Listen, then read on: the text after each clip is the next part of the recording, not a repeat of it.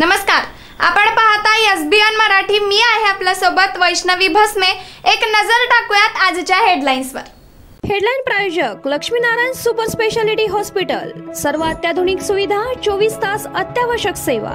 इथे आहे सुसज्ज अद्ययावत ICU, medical path lab, 2D echo आणि डायलिसिसची सुविधा। हालचाली वाढल्या। उद्धव ठाकरे अचानक शरद पवारांच्या भेटीला। पडद्यामागे काहीतरी मोठं घडतंय। महाराष्ट्र 50 वर्षापासून तुमचा भार सोसतोय। पहिल्याच सभेत अमित शहांकडून शरद पवारांवर हल्लाबोल। सांगलीच्या तरुणाकडून 2 कोटींचे सोने जप्त। TRIची कारवाई। योगेश राजेंद्र गायकवाड असे अटक केलेल्या तरुणाचे नाव। मोठी बातमी। शाहू महाराजांच्या उमेदवारीवरून संभ्रम।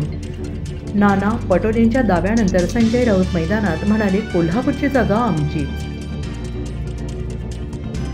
जतचे दुष्काळग्रस्त पुन्हा कर्नाटकमध्ये जाण्यासाठी आक्रमक। पाणी आणि इतर सुविधांच्या मागणीसाठी कर्नाटकच्या मुख्यमंत्र्यांना घालणार सापडे। सरकारकडे मागू नका, तर कुठलं सरकार करायचं हे ठरवा। नाना पाटेकरांचं शेतकऱ्यांना आवाहन। शहानी फुंकलं लोकसभेचे रणशिंग। युवकांना साथ घालत म्हणाले, भाजपला मत म्हणजे तरुणांच्या उज्ज्वल भविष्याला मत।